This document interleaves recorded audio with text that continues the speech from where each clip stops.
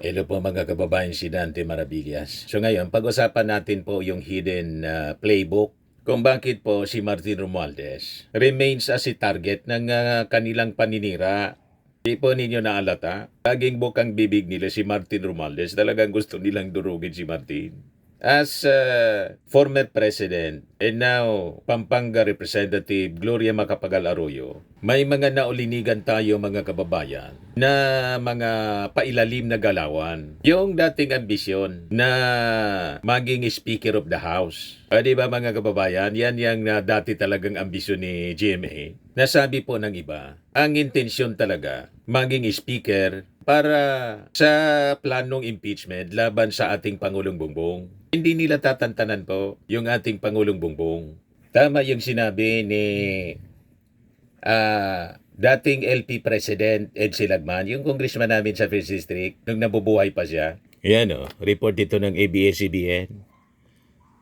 Published May 24, 2023. Sabi ni Edsel, House Speakership raw not yet over, says Lagman. Itong pagmumukag ito, dapat pinag-iingatan yan.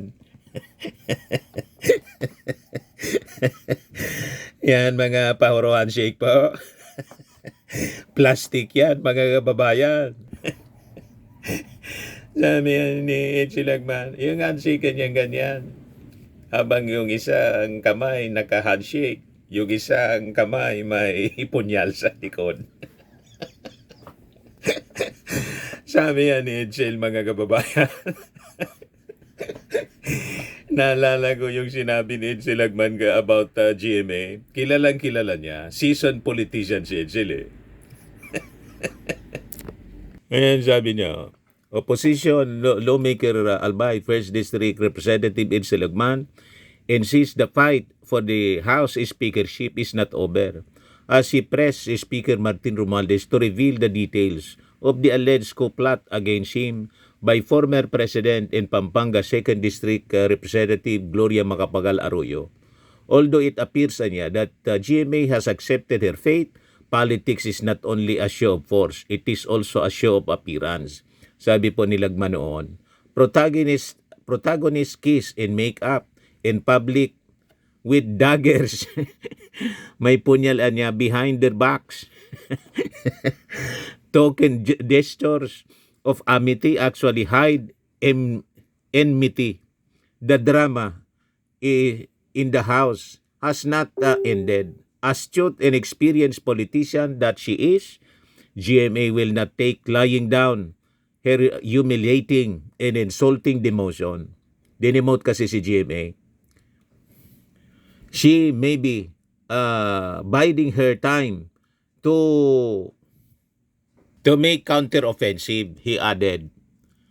In an apparent reference to Romualdez kissing the hand of Arroyo twice in sharing the stage with her in 2 events in an apparent bid to end detention in the chamber. Yan nga po, mga kababayan, ang mga pakitang tao. Sa tanda na po ni Edsel, patay na nga po, dating Congressman Edsel Lagman. Alam niya ang ugali ng mga politiko, mga seasoned politicians. Habang nakikipag-handshake, may hawak na dagger, punyal yung isa. Hindi ako nagsabi niya na. Si dating congressman at namayapang Edsel Lagman na never na natalo as congressman ng 1st District. Yung pumalit sa kanya, yung anak niya, mga kababayan, si Crisy Lagman, dating mayor ng Tabaco City. Isang dilawan. So, ang tanong ngayon mga kababayan, bakit si Martin Romualdez until today, nag-resign na siya po as Speaker of the House, still, he is being attacked with such ferocity, mga kababayan. Kahit hindi na po siya yung speaker, give up niya po yung pagiging speaker. Purposely para bigyang laya yung masusing investigasyon sa pagsasangkot sa kanya dito nga po sa flood control scandal, yung issue sa insertions. Pero bakit ganon? Napakatindi yung atake kay Martin Romualdez. Kaya nga lagi nating topic dito po para linawin yung mga issue. So bakit yung mga dubious pong mga affidavits, mga questionable witnesses, and the political theatrics are being directed towards him? with almost religious obsession. Ganon katindi, mga kababayan. So yung kasagutan sa mga tanong na yan, mga kababayan, is actually lies. Any political playbook older than many realize. One being revived by former President and now incumbent Congresswoman Gloria Macapagal Arroyo. Kasi po, sa totoo lang, yung fall po ni Martin Romualdez was not actually the final objective nila. Phase 1 pa lang po siya sa tingin natin ng mas na malaking plano, mga kababayan. Yan ang totoo niyan. Sa tingin natin, ang real endgame po ay ganito. Mga theories lang po natin ito. Pero sabi nga natin, pag tayo po ay nagbigay ng mga analysis at theories, sa tanda na din natin bilang isang radio commentator, although local, dito sa amin noon. But yung ating experience po, as a journalist for 40 years, sa galawan ng mga politiko, nababasa na natin ang kanilang mga hangarin, ang kanilang mga galawan. Nababasa na po natin. Ang real endgame po nila, i-reinstall po si Gloria Macapagal Arroyo bilang Speaker of the House. And from that position, mga kababayan, mag-initiate or oversee the possible impeachment po. Pinofloat na po nila laban mismo sa ating Pangulong Bongbong. Alam na ninyo pag na-impeach yung ating magtagumpay ang impeachment laban sa ating Pangulong Bongbong, ang oo po yung best friend ni GMA, si Sara.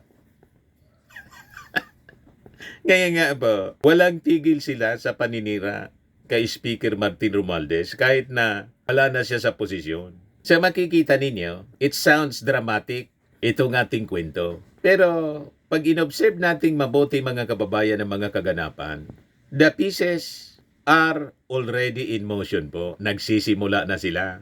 Sa totoo lang po, yung alyansa ni the little girl, the plotter, at saka ni Piatos, mayroon po silang strategic partnership. Matagal na.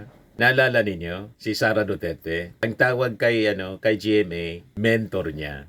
Mentor, inspiration, advisor. Yan ang tawag po ni Piatos kay the little girl. Itong dalawang ito, mga kababayan, as has been inseparable or have been inseparable, mga kababayan, in key political moments. From 2022 campaign to 2023 House leadership crisis. Magkasangga po sila. Yan tawag ko nga sa kanila the plotters. Yung natanggal si Jimmy, na-demote po, biglang nagtantrum si Sara. Doon nagsimula, mga kababayan, yung lahat. Kasi nasupla yung kanilang masamang plano, napatalsikin si naunahan ni Martin Romualdez, nag-leak yung plano ng mga the plotters. So nagwala si Sara, tinawag si Martin Romualdez na tambalos-los. Nag-resign si Sara bilang opisyal ng lakas CMD, remember? Ganon, affected masyado si Sara Duterte nang i-demote si GMA bilang senior deputy speaker. Di ba po, mga kababayan? Kasi po, sa totoo lang, sa isip po ni Gloria Macapagal Arroyo, sa tingin natin, itong si Sara Duterte, perfect vessel niya na magagamit. Isang powerful brand, si Duterte. Isang loyal na kaalyado, at isang leader capable of mobilizing a nationwide outrage if the moment comes. Mini-maintain nila yung kanilang mga troll sa social media na masyadong agresibo, mga kababayan, pagdating sa mga pagpapakalat ng fake news at mga propaganda na punong-puno ng emosyon para gatungan ng galit ng mga tao laban, mga kababayan, sa ating Pangulo at kay Speaker Martin Romualdez. Inalalabas nila si Martin Romualdez, mga kababayan, ang nagdidikta na sa ating Pangulo. At si Lisa Marcos. Kasi si Bongbong Marcos, kuting para sa kanila, weak leader. Ang totoong nagdidikta si Martin Romualdez at si Lisa Marcos. Di ba yung ganyan ang kanilang narrative? Ngayon, sa banda naman po, on the part of Piatos ni Sara, si the little girl, Gloria Macapagal Arroyo, tingin niya perfect architect ito. Because of the, malawak na experience. Dati siyang, presidente, na naging presidente dahil sa pang-aagaw ng Panguluhan. Inagaw kay, may experience na kay Erap Estrada. So sa tingin siguro ni Sara, itong si GMA, isa siyang tactician who knows how to topple a sitting president. At nangyari nga po si Erap Estrada to make over si GMA bilang presidente kasi vice president siya noon. Nagawa na niya eh. So tingin nila pwede nilang ulitin mga kababayan. Kaya bantay kayo dito kay the little girl. Gumagalaw siya ng tahimik, mga kababayan, at nakikipagplastikan sa ating Pangulo. Pumunta yung ating Pangulo sa Pampanga. Nandun si GMA. Hindi nagpapalata. Na siya ay nandun sa sa kampo ng kaaway. Ganon. Pero noon pa siya basa ni Ed Silagman. Ano sabi ni Ed Silagman, mga kababayan nung nabubuhay pa? Yan ang description niya. Protagonist kiss and make up in public with daggers behind their backs. Yan na niya. Token gestures of amity actually hide enmity. The drama in the house has not ended. Astute and experienced politician that she is, GMA will not take lying down her humiliating and insulting demotion. She may be biding her time to make a counter-offensive. At tingin siguro ni GMA, ito na ang panahon. Nagpahinga muna ng medyo matagal-tagal. Ito niya hinugna. Huwag tayong pauuto sa kanila po. Pero alam naman yan ng ating Pangulong Bongbong Marcos. May isa niya. Well-experienced ang mga Marcoses, mga kababayan. Kahit pa kumampi sa kanila yung traidor na kapatid, backfire lahat kay Amy. Malamang ang mga Duterte, hindi din nila magtiwala. Kaya nga po, may lumilitaw ng balita ngayon na sabi si Amy Marcos, kung nag-ambisyon si Amy na makatandim si Sara, President, Vice President siya, malamang malabo. Ang pinofloat ngayon po si Marcoleta bilang Vice President. Pag-usapan natin yon sa susunod na video natin. Si Marcoleta being floated na good material daw. Strong material for Vice President ni Sara. Tapos, iyak si Amy Marcos, mga kababayan. Yung mga Marcos loyalist po, tinira ni Amy Marcos yung sarili niya. Isinumpa na siya ng mga Marcos loyalist. Yung mga Duterte, duda sa kanya. Kasi, hinudas niya yung sarili niyang kapatid, sila pa. Kaya siguro nakita ng kampo ng Duterte, pinofloat na ngayon si Marcoleta bilang katandim ni Sara. Hindi si Amy. Sa mga dilawan po, hindi man siya pwede. wala na siyang mass base, mga kababayan. Kasi ang sumuport sa kanya sa lahat na panahon na pagtakbo niya sa politika, Marcos loyalist. Di ba? Dinurog ni Amy Marcos yung kanyang political base. Suicide yung ginawa. Political suicide.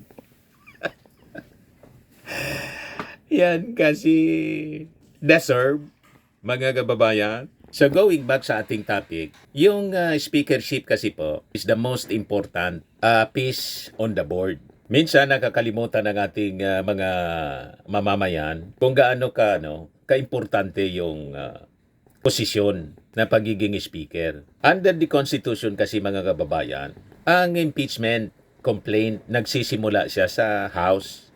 Kontrolado siya ng House of Representatives. Yung Speaker of the House controls the calendar in other business. Yung mga impeachment referrals, kung may impeachment complaints na i-file. Yung pace and direction ng investigation. Saka yung pressure points used to isolate or protect a sitting president. Kaya sabi ko ba sa inyo, Sabi ko baga sa inyo mga kababayan, si Martin Romualdez, siya yung totoong knight in shining armor ng ating Pangulong Bongbong. Kaya pilit siyang sinisiraan para mawala yung proteksyon sa ating Pangulo. Sa sino mang nag-intensyon na ipa-impeach siya mga kababayan at ngayon pinofloat na nila, may magpa-file down ng impeachment complaint laban sa ating Pangulo. So if you control the speakership, you control the political fate of the President. Kaya yun ang intensyon niya nila mga kababayan. Tahimik silang gumagalaw ngayon.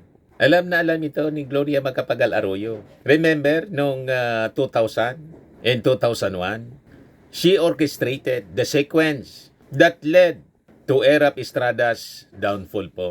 From the vantage point of the House, back then mga kababayan, kontrolado niya ang maraming mga congressmen para masiguro ang progress ng impeachment complaint and erupted exactly as she needed. And the rest is history, mga kababayan. Umupo si GMA bilang presidente kasi vice presidente siya noon. Gustong ulitin ngayon, mga kababayan, ang sitting vice president si Sara. Di ba, mga kababayan? Para ulitin ang history. Remember, nang umupo si GMA, kumandidato siya for president. Kaya naging 9 years siya. Massive yung nadayaan, comes di Hilo Garci. Sabi nga po, kung walang nangyaring massive na cheating, ang dapat na nanalong presidente si FPJ, mga kababayan. Ganon ang playbook nila, mga kababayan. Ganon kalalim ang kanilang laro. Pero alam natin ang kanilang galawan. At malamang sa malamang, alam ng ating Pangulong Bongbong siyempre.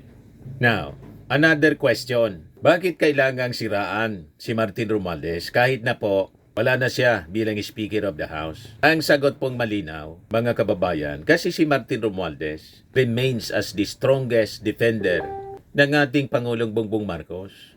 He commands loyalty. He holds political capital. He controls donor networks.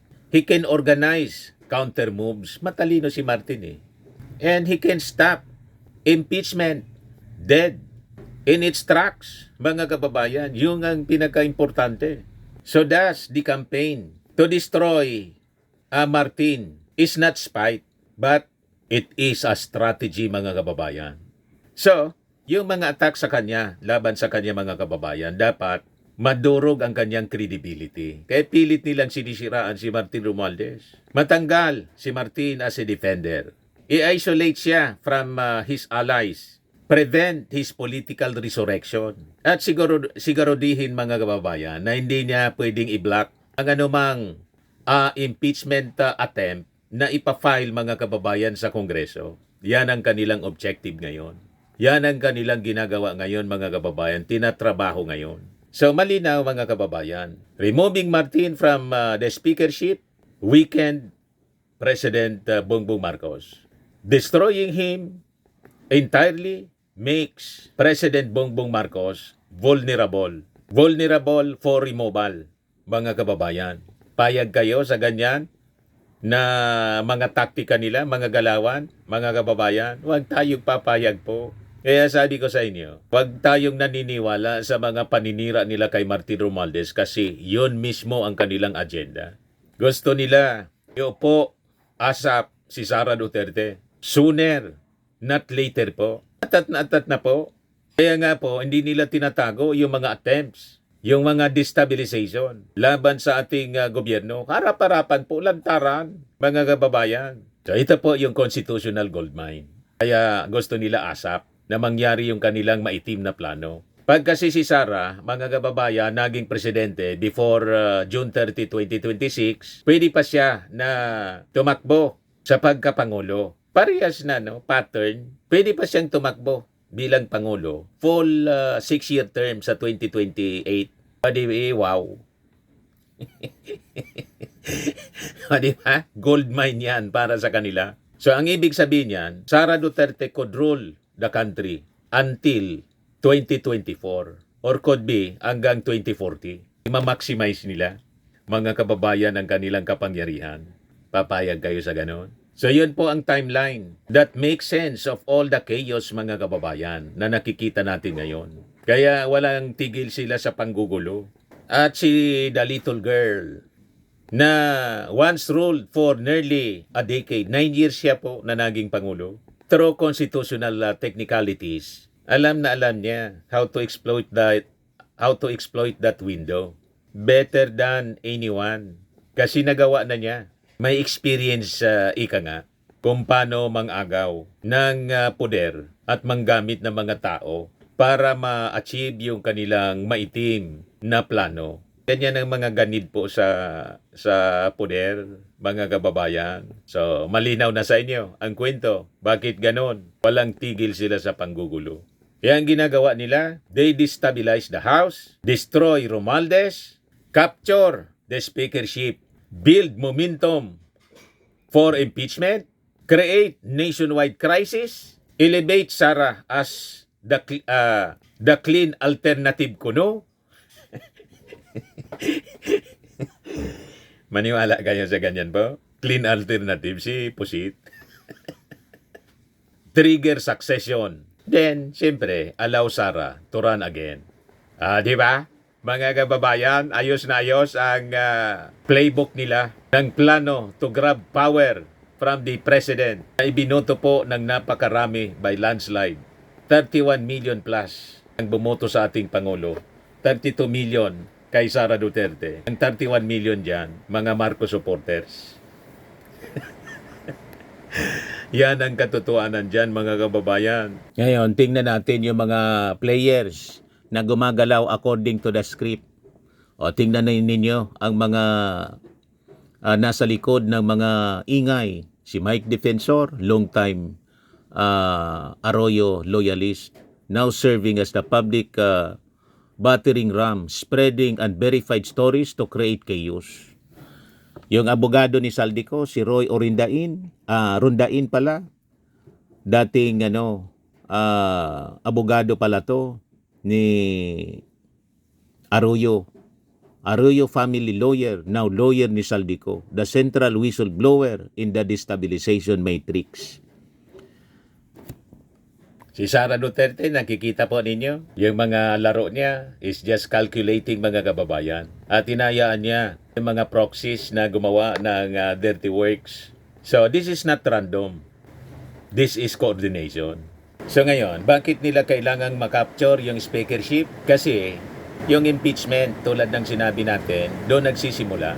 So pag nakuha, mga kababayan, ni Gloria ang speakership, dalawang bagay ang mangyayari instantly. One, the House majority realigns overnight, as always does. Pangalawa, impeachment becomes a live possibility, whether through allies filing a complaint or through people's clamor engineered via public unrest. Gloria won't need to be loud. She never is. She simply needs to let committees investigate, allow the ombudsman to evaluate, let public opinion fester, push the House toward a constitutional confrontation. From there, the process takes on a life of its own. And Sara Duterte becomes the biggest beneficiary. Ganon po ang script nila, mga kababayan, na dapat nating malaman. Dapat ninyong malaman. So, ang sunod na tanong, mga kababayan, is it workable? Ang sagot, yes. Is it happening? The signs are there. Malinaw po. The signs began in 2023 when Gloria attended to return to the speakership through a House leadership coup. She was black, but the ambition never died. Today's environment, chaotic, noisy, confused, and fragmented, is ideal for a tacticians like her. This is where Gloria thrives. In the gray zones of power, when everyone is looking somewhere else. Tahimik pong gumagalaw si Gloria, pailalim. Sabi ko sa inyo, tama yung sinabi po ni Elsie Lagman nung nabubuhay pa. Habang nakikiansikan niya, yan si Gloria, ang isang kamay niya may hawak na punyal, panaksak.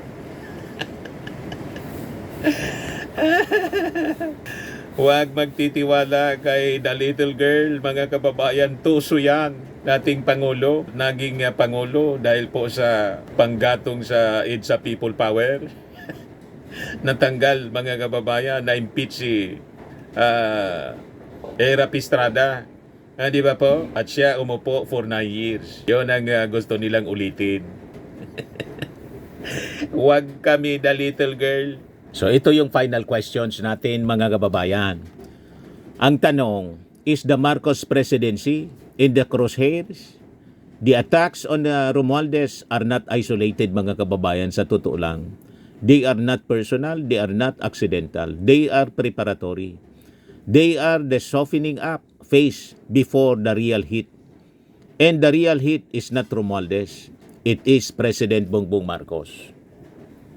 Nagets na ninyo? Ang ultimate target, lagi kong paulit-ulit ko na itong sinabi sa inyo eh. Kaya gusto nilang durugin si Martin Romualdez. Kasi si Martin Romualdez is the knight in shining armor. Loyal defender ng ating Pangulo. Kaya pilit siyang sinisiraan kahit hindi na siya speaker. Gusto siyang i-isolate, mga kababayan, ng mga kalaban. Pero alam naman ito ng ating Pangulo. Kaya pilit po na kinakaladkad ang pangalan ni Martin dito sa insertions. Kahit po wala man siyang pirma, hindi man siya member ng BICAM. Pero ganon ang intensyon nila. Kalad ka rin talaga si Martin Romualdez para maging vulnerable yung ating Pangulo. Eh huwag tayong maniniwala sa script nila. Sa pag na-capture, mga kababayan, ni Gloria, yung speakership, the next chapter writes itself. Una, House investigation. Public scandal, a fractured coalition, a vice president ready to lead, a president cornered, and a political transition executed through constitutional order. Not through chaos, but through Arroyo's signature, a quiet, legalistic, devastating power play. Ganon ang direksyon po ng kanilang galawan. Tama pa ang ating mga ang ating mga nakikita based sa mga na-observe natin na galawan sa paligid ng mga sakim, ng mga hudas. Ito yung endgame nila. What we are witnessing is not a flood control scandal. It is the opening salvo of a succession war. And that war, the first casualty must be the president's strongest defender, si Martin. The next target is the president himself. And the next potential speaker, the veteran tactician, who has done this before, is Gloria Macapagal Arroyo. Ano tiningin ninyo ng ating mga analysis, mga kababayan? Based sa mga kaganapan na nakikita natin, kapanipaniwala yung ating kwento? O ano tingin ninyo po? Post your comments, mga kababayan. At makinig kayo sa mga analysis na walang karga, kundi truthful analysis ng mga kaganapan na makikita naman po ninyo as they are unfolding. And based sa mga previous experiences, ganon yung nangyari. Gusto nilang ulitin. Payag kayo na maulit po, mga kababayan? Ayan ang ating tanong.